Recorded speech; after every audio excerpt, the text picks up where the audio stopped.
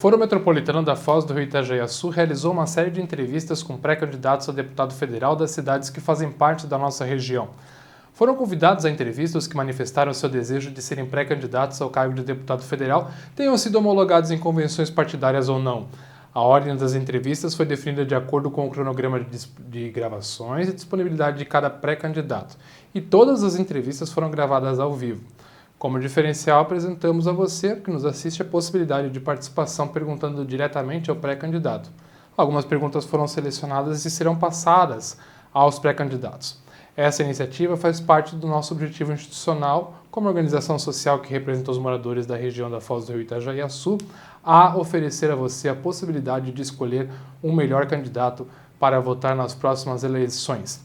Desejamos, com isso, oferecer mais um serviço de esclarecimentos ao eleitor, para que você possa, como dito, de forma bem consciente, eleger quem irá nos representar pelos próximos 4 anos. Muito bem, feitas essas considerações iniciais, a gente está iniciando mais uma entrevista aqui com os candidatos a deputado federal. Hoje recebendo Onir Mocelin, ele que é deputado estadual e nasceu no dia 15 de maio de 63 em São Miguel do Oeste, em Santa Catarina. Coronel Mocelin é casado e é militar reformado. Foi comandante-geral do 7º Batalhão de Bombeiros Militares em Itajaí e também foi comandante-geral do Corpo de Bombeiros Militares em Santa Catarina. Em 2018 foi eleito deputado federal com 45.086 votos. Tudo bem, deputado? Bem-vindo. Por enquanto ainda fui eleito deputado estadual, né? Mas vamos ver se em breve estarei como federal. Então, eu sou pré-candidato a deputado federal. Mas tudo bem, obrigado, Rafael Maia, aí, pela oportunidade. Boa tarde, Jefferson, e a todos os nossos internautas que nos assistem. E é uma oportunidade de também prestar conta do nosso trabalho e apresentar novas propostas para os novos pleitos que se vissem. Eu cometi um ato falho dizendo que o senhor já é deputado federal, então quem sabe seja um bom presságio, então. Fazendo uma premonição aí. Bem, deputado, a gente sempre inaugura fazendo a pergunta para todos os candidatos. Tendo em vista a quantidade de pré-candidatos a deputado federal, como o senhor pretende obter votos suficientes para se eleger deputado federal representando aqui nossa região? Pergunta bastante interessante, Rafael, até porque é muito difícil se eleger como deputado federal com uma base muito pequena ou em uma área restrita, né? E a gente sabe que a maioria dos candidatos, eles saem para fazer legenda no partido, até porque a gente não tem mais coligação nas proporcionais entre partidos. Então, o próprio partido vai ter que fazer um número de 230 mil votos, mais ou menos isso, para deputado federal. É muito difícil fazer sozinho, então o partido coloca outros candidatos também, bota vários, para um ser o principal candidato, vamos dizer, daquele que vai sair. Eu tenho uma boa base orgânica, que me ajudou a me eleger como deputado estadual, e durante esses 3 anos e meio que já se passaram como deputado estadual, a gente ampliou muito essa base. Eu posso dizer assim que eu sou um privilegiado no sentido de conhecer e ter base em todo o Estado. Eu, em 2018, fiz voto em 285 municípios, só faltaram 10 municípios. Eu sou natural lá de São Miguel do Oeste, onde morei 20 anos, e lá eu ainda tenho os familiares e tenho uma boa base no Extremo Oeste. Estou há 26 anos quase aqui em Itajaí, e em Itajaí, região da Anfre, que é uma região bastante populosa, né? A gente tem uma base bastante forte. Mas nós temos, que é a minha base primária, os bombeiros militares, polícia militar, guarda-vidas e bombeiros comunitários, e em todo o estado. Então, em quase todos os municípios eu tenho uma base, o mínima que seja, para me apoiar. Então, por isso que a gente tem a convicção de que o sucesso no pleito eleitoral ele se dá por isso, não apenas com um município, não apenas com um segmento. Eu falo para os militares que foram eles que me incentivaram a sair como deputado federal e na outra vez também como estadual, até porque em 2018 a minha intenção era fazer o doutorado e seguir na área de continuar dando aula no curso de Direito, que eu era professor de Direito Ambiental. eu digo para eles que em torno de 20% dos votos eu dependo dos militares, o restante eu vou buscar em outros segmentos e em outros municípios. Então, por isso que a gente tem plena convicção de que é viável a minha candidatura. Perfeito, deputado. Jefferson tem uma pergunta para fazer também.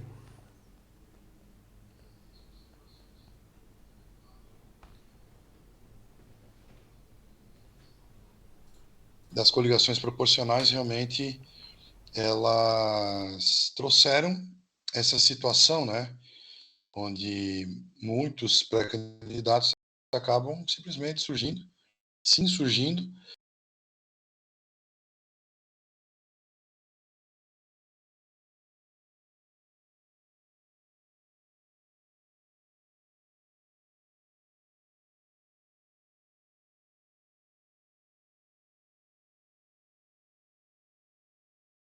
isso, né? Como segurança, infraestrutura, saúde.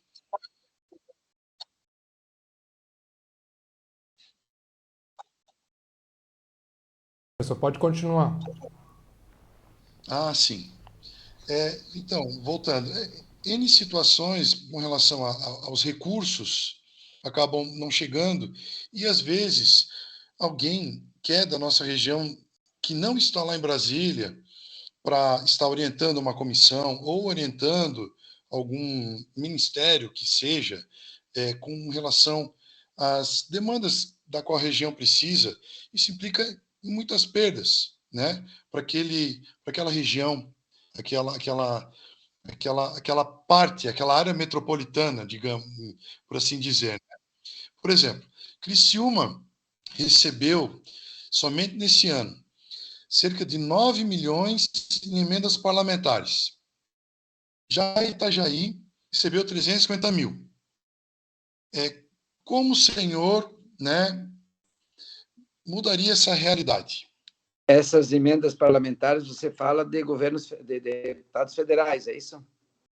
Ah, tá, não, porque só eu sozinho botei 15 milhões na Anfre de emendas e Itajaí foi um bocado, só no Colégio Cívico Militar 400, 1,5 milhão no Colégio Pequeno Anjo, no Hospital Pequeno Anjo, mais de 1 milhão no Hospital Marieta também, a Paz e diversas áreas ali, bombeiro, polícia.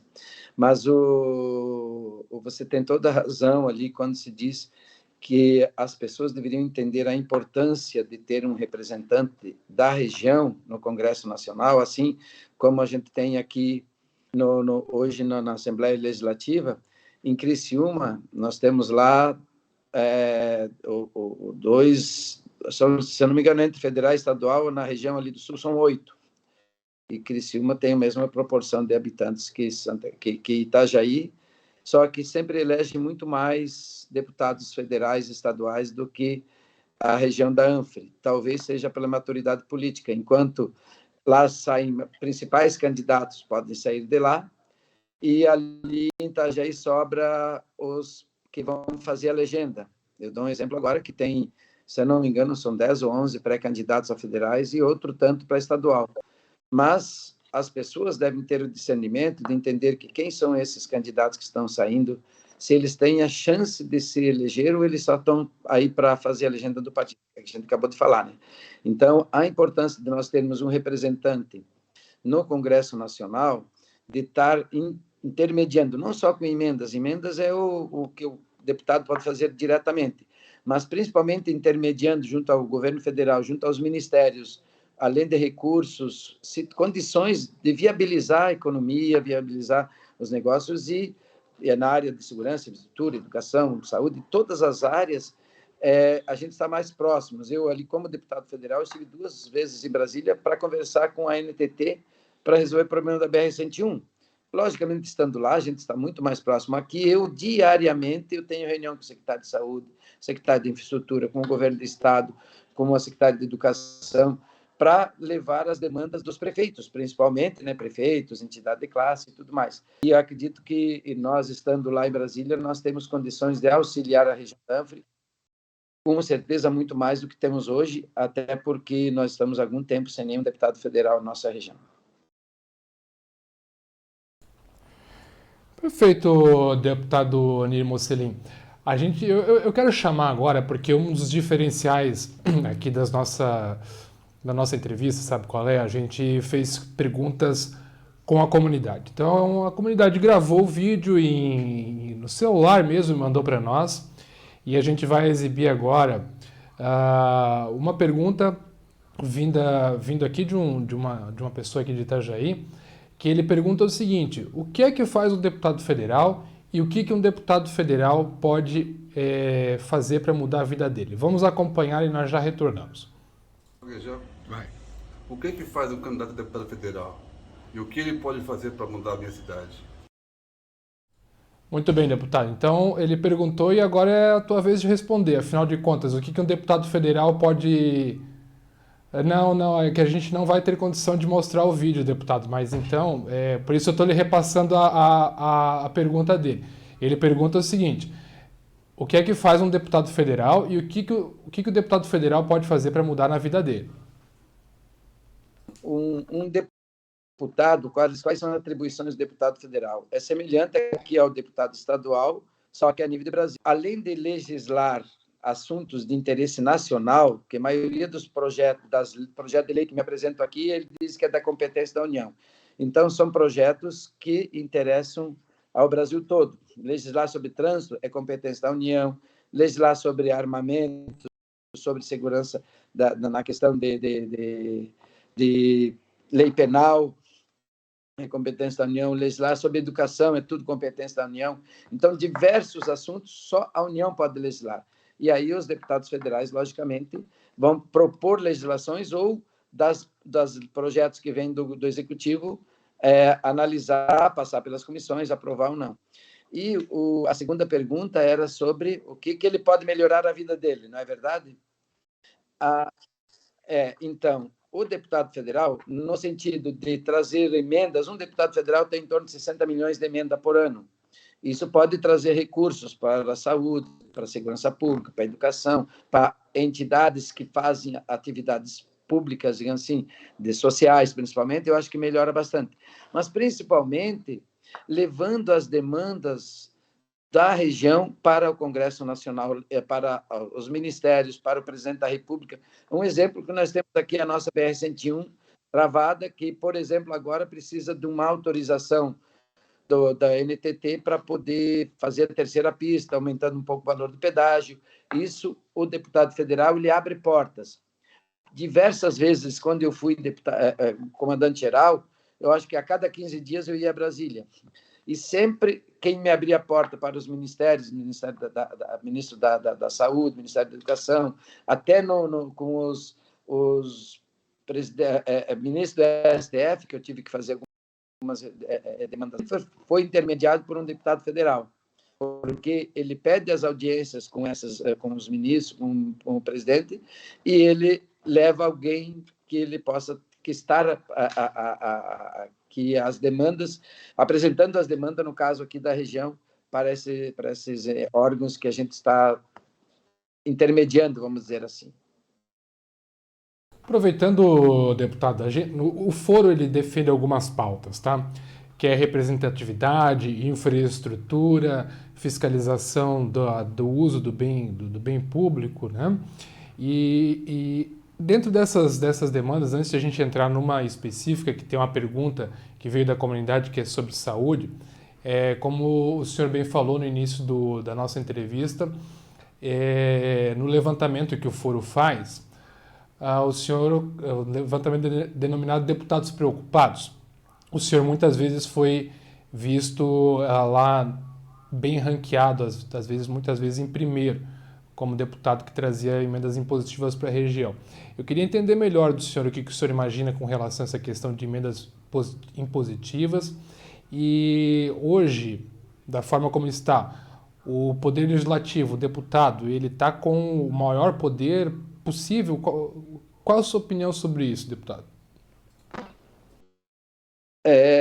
Daria para dizer que eu não entendi direito como o deputado está com qual poder, eu não entendi isso. Eu refiro, deputado, que na verdade hoje tem emendas impositivas, tem emenda de bancada E sim, o orçamento saiu do executivo, me parece, e agora está com o legislativo. Antes o legislativo aprovava a proposta, né? Agora parece que mudou um pouco. Isso eu queria entender a sua percepção de como um deputado lida com o orçamento. Na verdade, é assim, no Congresso Nacional eles têm emendas impositivas do deputado e têm emendas de bancada. Aqui nós temos apenas emendas impositivas. A lei prevê que 1% do orçamento ele seja destinado, que os parlamentares possam fazer a indicação. Isso dividindo com os 40 parlamentares, ano passado deu 8,2 milhões. Né? E aí tem que ter uma quantidade para a saúde, para a educação, principalmente esses dois, e depois o restante pode ser para outros órgãos. E eu canalizei boa parte desses recursos para a região da Anfra, como eu coloquei há pouco, 15 milhões de reais foram para isso. Mas também nós podemos fazer, quando a gente tem um bom contato, um bom relacionamento com o governo, com a infraestrutura, com a educação, com a saúde e tal, a gente pode intermediar também, canalizar recursos que é do executivo. Então, por exemplo, uma rodovia que custaria aí 30, 40, 50 milhões de reais, não dá para ser feita por emenda, mas se nós levarmos a proposta para o executivo, ele faz o projeto e pode viabilizar esse recurso para a construção dessa rodovia. A gente tem feito bastante isso.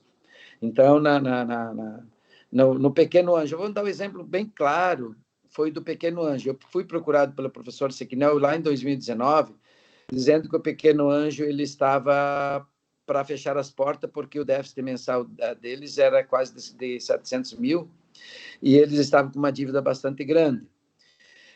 E o Felipe, que era o administrador ali do Instituto Santé, né, que é de Curitiba, né, que administra o Hospital Pequeno Anjo. Aí eu levei a demanda para o Estado para resolver uma questão de imediata. Nós canalizamos a única emenda que eu tinha, né, em 2019 era R$1 milhão, nós canalizamos R$1 milhão naquele momento, mas o mais importante foi construir junto à Secretaria de Saúde a mudança de nível porque como é que eu vou dizer ali, da política hospitalar catarinense, cada hospital ele tem um nível que vai de 1 a 5. Deputado. E o Pequeno Anjo ele tinha nível 2. O nível 2 recebe em torno de R$80 mil por mês. Deputado, só e antes o nível da gente... 3 recebe em torno de R$450 mil. Nós conseguimos comprovar, junto com a Secretaria de Saúde, que ele era nível 2. E, através de documentação, eles já tinham negado, mas nós levamos novamente para o secretário de Saúde, mostramos que ele poderia atingir o nível 3 e ele foi atendido. Então, a partir já de 2019, o Pequeno Anjo já passou a receber em torno de R$450 mil por mês da política hospitalar catarinense. Isso deu um fôlego para o hospital poder fazer reforma, atender melhor a comunidade. Então, esse é um pequeno exemplo de como o parlamentar pode ajudar, porque, às vezes, a direção do hospital vai lá na Secretaria de Saúde e eles não atendem eles da forma como eles podem dar atenção a um parlamentar, né? Porque a gente tem o dever também e o poder de fiscalizar os órgãos do governo do Estado e também, então, por isso, era essa atenção maior. É um pequeno exemplo. Ou também certo, o Marieta... Mas, deputado, só antes da gente falar do Marieta, eu só queria... porque assim a gente vai abordar um tópico específico sobre questão de Jefferson vai...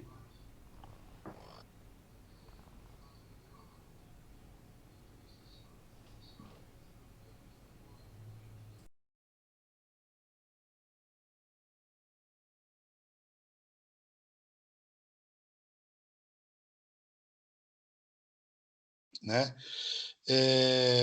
Obviamente tem problemas relacionados temos um grande hospital da qual muitas pessoas da região vêm para esse hospital buscar tratamento, seja o Marieta, seja o Pequeno Anjo, quando pediátrico, né?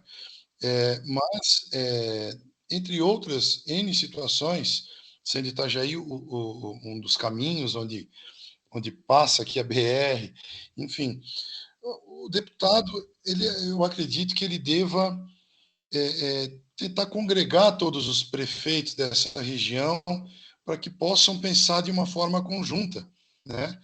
De uma forma metropolitana, onde realmente, dentro de um consórcio em si, mas muitas vezes dentro de um projeto futuro, pensando daqui a 20, 30 anos.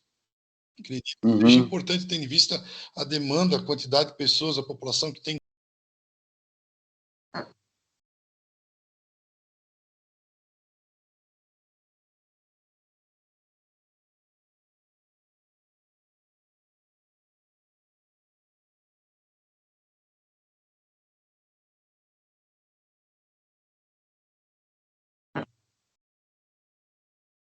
Os jornais falando dessa região de Itajaí, Balneário Camboriú, Itapema, né, entre outras que fazem parte aqui do nosso litoral, e até para dentro, Ilhota, entre outras, suas várias características, né? Então, parte do processo é tentar agregar esses prefeitos, e não só eles, né, como agregar também o legislativo. Acredito que seja um dos pontos fundamentais, né? Temos visto essa dificuldade aqui na região. Por isso, talvez não tenhamos, nesse processo, conseguido aí os representantes, né, na nossa Câmara Federal. Antes de tu Então, deixa responder, eu te falar, deputado, já. deixa eu só pegar daqui. O Jefferson citou bem, e eu vi que o senhor algumas vezes citou a região da Anfre. Mas será que já não está na hora da gente pensar na região metropolitana aqui de Itajaí? O Estado, não está faltando, pegando o gancho com o que o Jefferson falou, não está faltando o Estado de Santa Catarina cumprir a Constituição e a gente ter, de fato, essa região metropolitana operacionalizada? Então, tanto o Rafael quanto o Jefferson comentaram sobre isso. Não sei se vocês têm essa informação, mas em 97, quando eu fui para Itajaí, eu comecei a comandar ali o litoral norte. Eu participava todos os meses, praticamente, da reunião dos prefeitos da região. E também, durante esse período todo, toda segunda-feira, eu ia na reunião da Associação Empresarial de Itajaí, que discutimos os problemas, vamos dizer, da região metropolitana de Itajaí, de Balneário, de todo esse conglomerado ali, que está crescendo de forma bastante acelerada e que precisam ser pensados, como se falou mesmo, em torno aqui, daqui 10, 20, 30 anos, o que nós queremos da nossa região metropolitana. E para isso não adianta só eu dizer, olha, eu vou fazer isso, fazer aquilo, porque muitas vezes o meu modo de pensar não é aquele que interessa para a nossa região, não é a região metropolitana. Então, por isso, a importância da gente sentar junto com os prefeitos, junto com as entidades de classe, junto com os vereadores, para discutir, fazer fóruns, né, realmente, e debates, para buscar a melhor solução para a mobilidade urbana, para a segurança, para a saúde, para tudo, enfim, para a melhor qualidade de vida da população.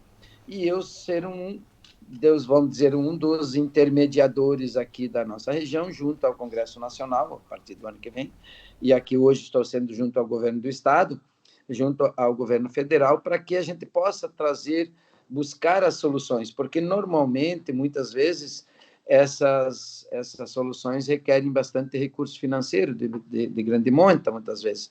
E aí temos que buscar estratégia de conseguir, seja através da iniciativa privada, seja através da iniciativa pública ou através da parceria público-privada, que eu acho uma das melhores alternativas da gente buscar, muitas vezes, solução para quando o poder público não tem recurso suficiente para atender essas demandas.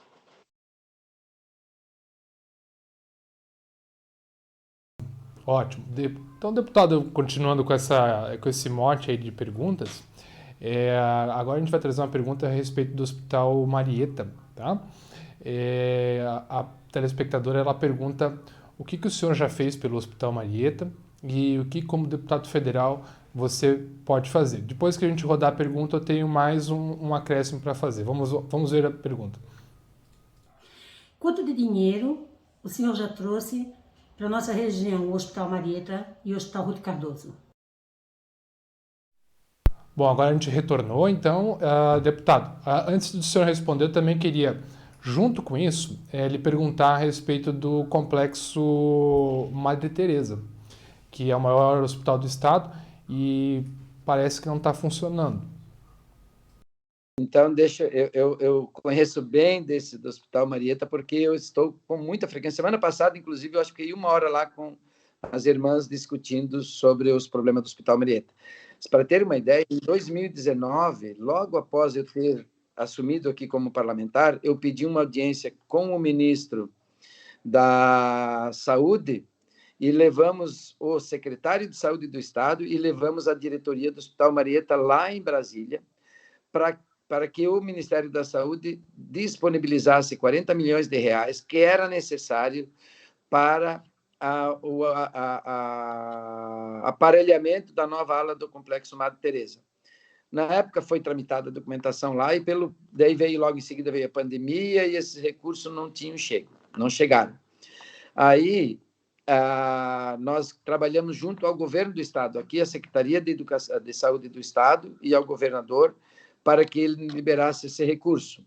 E eu estava ali pessoalmente lá no hospital no dia em que eles firmaram o convênio, já faz em torno de uns 3 a 4 meses que o governo do estado, através da Secretaria de Saúde, disponibilizou 40 milhões de reais para o Hospital Marieta para equipar a nova ala ali, Madre Teresa. Ela está, para quem ainda não tem essa informação, ela está totalmente concluída. Eu cobrei frequentemente, eu ia lá acompanhando cada andar que ficava pronto. Ela está 100% concluído, entregue a obra. O que falta para começar a funcionar? Faltam os equipamentos, porque inclusive aqueles equipamentos que fazia parte da obra já estão implantados.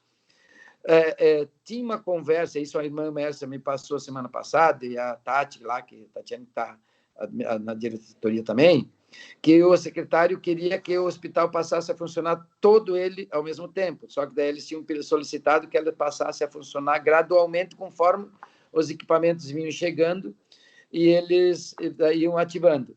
E ela me passou que o secretário de Saúde já aceitou isso, e agora, em breve, deve estar sendo inaugurado, então, ali ativado o ambulatório, para retirar aquela pessoa toda que fica ali numa situação bastante complicada.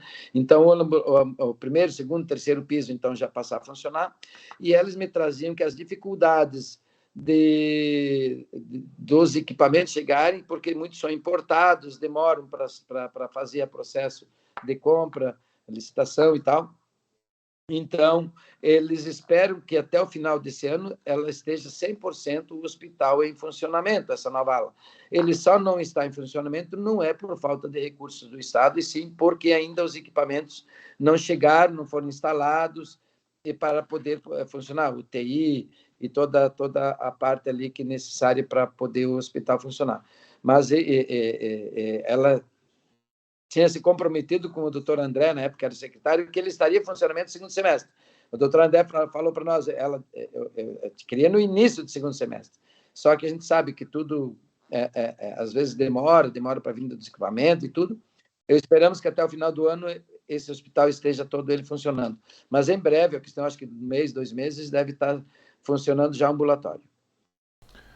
Muito bem, deputado, a gente já está se encaminhando aqui para o final. Nós temos mais 8 minutos para conversar. A gente está respeitando a paridade de tempo de cada candidato.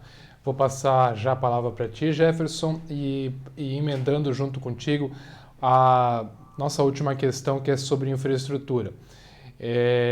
O deputado acompanha, sabe muito bem da calamidade que é a infraestrutura da nossa região. BR-101 é horrível, a BR-470 também é uma lástima, enfim. E somado a isso, a gente tem um problema grave aqui na nossa cidade, que é a da travessia entre Itajaí e Navegantes, né? E agora existe, né, tem aí um projeto aí de um túnel, tem um projeto pelo Inova Anfre. Então tem essa pergunta que a gente vai rodar e depois eu vou passar para o Jefferson para a gente concluir. Vamos lá, vamos ver o que nossa cidadã fala. O que você vai fazer efetivamente sobre a travessia Itajaí Navegantes? Então ela quer saber o que um deputado federal pode fazer para ajudar na travessia aí de todos, quem mora em Navegantes e tal. Jefferson, é contigo, e aí depois o deputado pode responder.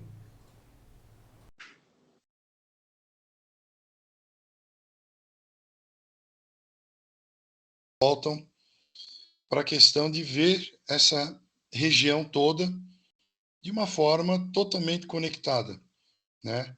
As demandas do Porto vêm pela 470, através do oeste, passam pela região do Rio do Sul, Blumenau, chegam até aqui pela 470, posteriormente temos a BR-101, onde outras coisas se encaminham do sul através da BR-101, temos a travessia, onde, na verdade, qualquer pessoa que quer explorar o turismo aqui na região, ela tem que estar atenta à questão do aeroporto. Temos um aeroporto aqui, e não temos como fazer com que as pessoas que vêm desse aeroporto tenham acesso rápido às capitais turísticas aqui dessa área, né? Que é Itapema, que é Balneário Camboriú.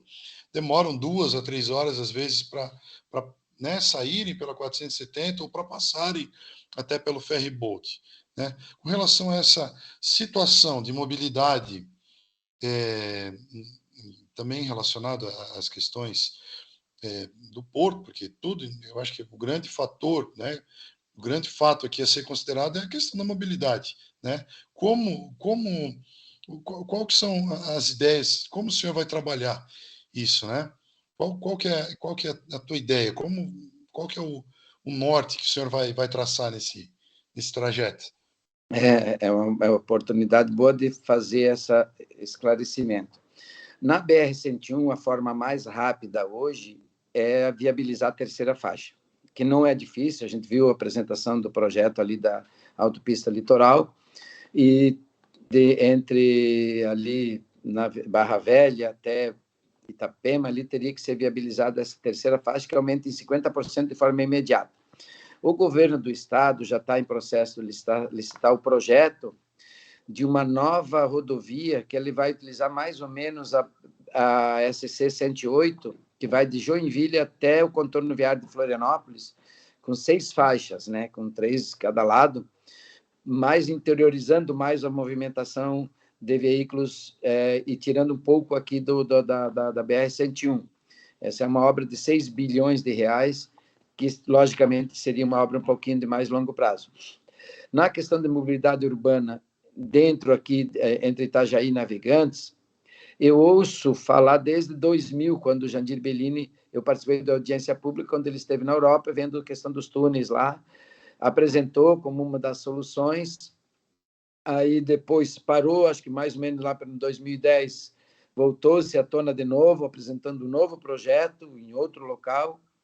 E agora, mais recentemente, a Inova Anfre, ali com o pessoal da Anfre, eu já assisti 5 vezes essa apresentação, porque uma vez eu estive lá na Anfre, eles nos apresentaram, depois com o prefeito de Navegantes, prefeito da Itajaí, com os prefeitos da Anfre, para sensibilizar os prefeitos a alocarem recursos das prefeituras nesse projeto, e eles me pediram uma audiência com o governador e com os secretários, e eu viabilizei essa audiência dos prefeitos da Anfre com o governador, onde eles apresentaram novamente o projeto ao governo do estado, ao secretário de administração, fazenda, infraestrutura e até solicitaram na época 134 milhões de reais do governo do estado, onde imediatamente ele já tinha sinalizado de forma positiva para dar contrapartida, né?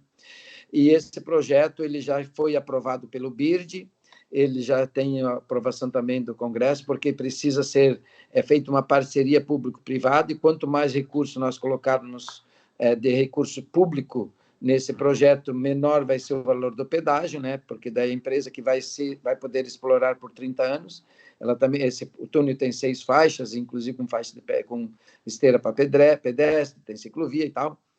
E pela projeção que está se tendo agora, já está sendo desenvolvido, então, o projeto para depois licitar a obra, e pela projeção seria em 2028 ela estar concluído, né? A gente tem que ter projetos, e eu acho que agora, dessa vez, ele tem tudo para dar certo, porque antes ficou só no campo das ideias e não foi colocado no papel. E também tem a questão de ônibus elétricos, um anel viário entre Bombinhas e Pissarras, passando pelo túnel, porque ele tranca tudo, né? Então, tem que se trabalhar também a mobilidade urbana no sentido de transporte coletivo com eficiência, porque não adianta, hoje, o transporte coletivo ele é muito ruim, porque vai lá para o Brilhante, tem um ônibus que vai por dia lá, a pessoa vem de manhã, não quer voltar à noite, ele quer voltar logo. Então, se tiver transporte de van, você tem pouco movimento, uma van, micro-ônibus, para as linhas mais de interior, que sejam eficientes, até subsidiadas muitas vezes pelo poder público, para retirar os veículos do diário, que as pessoas deixem na sua garagem, só saia para passear, vamos dizer assim. No dia a dia, ele utiliza um transporte coletivo eficiente. Nós vamos ter que trabalhar muito em cima disso para poder realmente fazer com que essa situação não se agrave, porque se está ruim hoje, tu imagine aqui 20 anos, que eu acredito que a população do nosso litoral, da região metropolitana ali de Itajaí, que a gente discute, pode estar dobrando de tamanho, né? Então, isso vai se agravar. Então, temos que buscar soluções macros e não só pensar no micro. Perfeito, deputado. A gente vai, então, como eu falei, a gente vai respeitando a paridade de tempo, vamos nos encaminhando, então, para o final. Eu quero agradecer imensamente a tua disponibilidade, sei que o senhor está aí na Assembleia Legislativa nesse momento e para conversar conosco. E eu queria pedir, então, o deputado sendo eleito deputado federal, espero que se comprometa também com as pautas que a gente defende, que essas pautas de infraestrutura, que são as pautas de representatividade, as pautas de saúde e tudo aquilo que é carente na nossa região. Eu deixo aqui o espaço aberto para o senhor fazer suas considerações finais aí, novamente lhe agradecendo e para conversar diretamente com o público da nossa região. Fique à vontade, deputado, o senhor tem 2 minutos. Obrigado, Rafael, obrigado também, Jefferson, e eu peço até, e eu quero parabenizar o Fórum Metropolitano por estar discutindo problemas comuns da nossa região de forma voluntária. E isso vocês auxiliam o órgão público, auxiliam os parlamentares na busca de solução, porque vocês também nos dão o rumo para onde que a gente deve caminhar. E vocês podem contar comigo, e eu quero contar com vocês também, para a gente conversar bastante, para a gente buscar soluções, para que a gente consiga trazer recursos, além de recursos, buscar soluções, né, de viabilizar os problemas que afligem a região metropolitana dali de Itajaí, seja através de buscar de solução de infraestrutura, que eu acho que é uma das soluções, dos problemas mais graves que nós estamos enfrentando, porque buscando solução da infraestrutura, nós vemos desenvolvimento, melhor renda e ameniza problema também de educação, de saúde, porque as pessoas terão mais qualidade de vida. E contar também, podem contar comigo ali, do que eu puder estar sendo útil no Congresso Nacional, as portas estarão sempre abertas, caso eu esteja lá no próximo ano. Obrigado a todos aí, obrigado a vocês também, um excelente dia. Deputado, é exatamente isso, a gente novamente agradece a tua participação. O foro, ele trabalha dessa forma, trabalha de forma voluntária para auxiliar vocês, auxiliar a própria comunidade, para que a gente tenha um lugar melhor para viver, não é mesmo? Jefferson, tuas declarações finais aí. Declaração é feio, né? Mas vamos aos teus comentários finais. Eu quero agradecer, enaltecer o trabalho do foro, parabéns, né? Presidente Rafael Maier, por estar trazendo à tona esses assuntos, e fiquei impressionado com, né, a forma como o pré-candidato se expressou, colocando bem claramente, né, as suas intenções e de forma tudo que já tem feito, né, para a região. Gostaria de falar para todos que estão nos vendo, para que reflitam bastante e vejam e procurem conhecer cada vez mais os pré-candidatos que aí estão, para que possamos estar escolhendo as pessoas certas para estarem nos representando lá em Brasília. Muito obrigado.